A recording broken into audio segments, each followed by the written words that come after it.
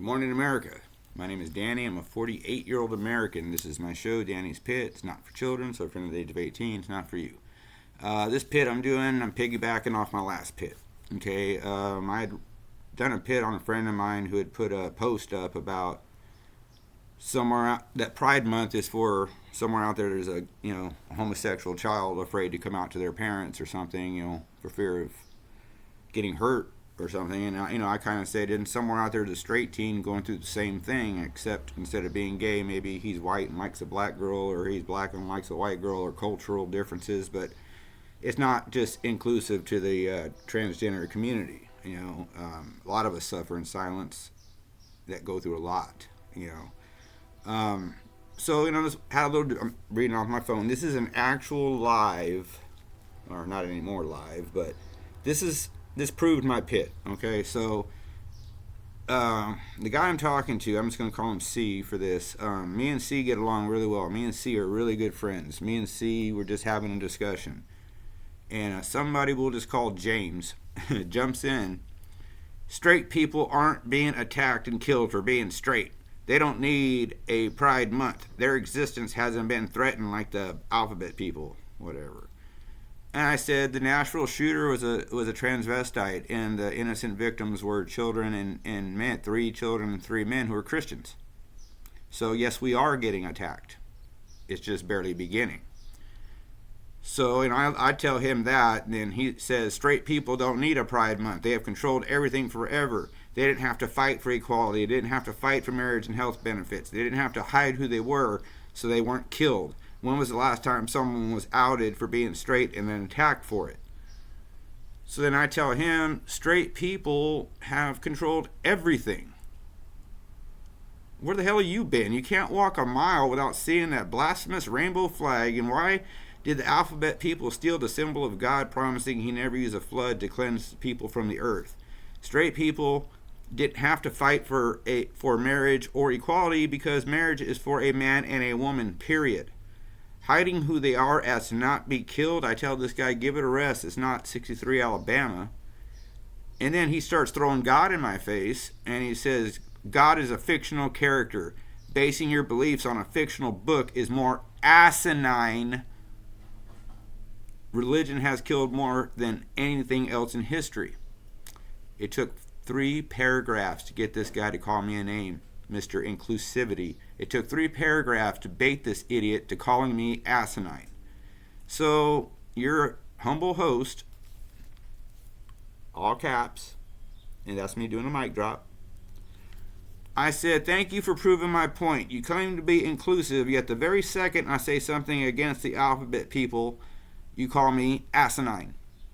How very inclusive indeed. Nope, I'm not welcome in the inclusive community. You were a godsend today. You proved my point on my channel. You friggin' hypocrite. And of course, like I said, mic drop. All I really wanted to do was prove that, and then he said something big. I didn't even read it. I just put, well, bye, and blocked him. Because I'm done with that. The thing is, though, is I did this to see what would happen. And it's kind of funny because either this James guy is like one of the easiest people in the world to manipulate, or they all are. I'm not sure. But it took me, like I said, 3 paragraphs. Being respectful. Just arguing my own point. And he calls me a name. Excludes me. The inclusive guy. So that's what this pit is. Topic of today's pit is hypocrisy. That's basically the nut of that. The hypocrisy of them wanting all this. Leave me alone, let me do this and that, but let me encroach on all of your life. So anyway, that's that part of the pit.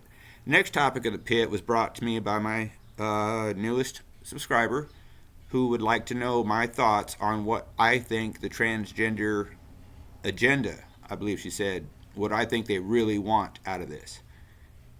And hang on. Okay, and I just said, okay, here's what I think.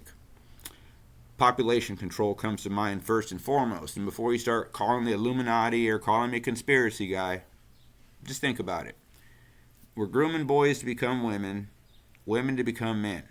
Removing sexual organs from both where are we going to get babies? If you took my parts off and put them on my wife and put my wife's parts off and put them on me and we were younger, we couldn't have kids.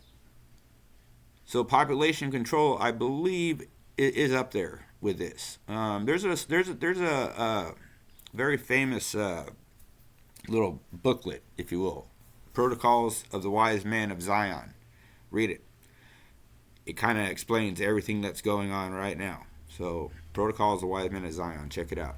But anyway, especially you, my new subscriber, look that up today if you can. Okay, so you'll enjoy the read, and you might see a little more of what I'm trying to say. Population control. Population control as in numbers and as in mentalities and ideals. So, when they're talking about being all inclusive and everybody's a part of something, come join. Don't fall for it. Remember, the frog gave the scorpion a ride across the river, and when he was stung, as he was dying, he asked the scorpion, "Why did you do that?" And the scorpion says, "I'm a scorpion." After promising him he wouldn't sting him if he swam him across the river. So that's old, I believe, Native American proverb, but very fitting, very fitting. These people are all scorpions promising not to sting us as long as we vote their way. But the minute we get them across that lake, you're starting to see it now. Okay. So anyway, I'll leave it at 6. And like I say, stay vigilant, America. It's not this little candy cane world, and I'm so glad that I had this and I didn't erase it, because see, I just proved to you guys in real time how this argument goes down every single time. I was polite, I was succinct, and this man called me asinine for reading the Bible. Okay. I won't say any more on that. So anyways, like I said, stay vigilant, America. Keep looking forward. Once in a while, look behind you. Might be some, like I said, some people out, behind you was waiting to exclude you from everything. Unless you want to wear a dress or, I don't know.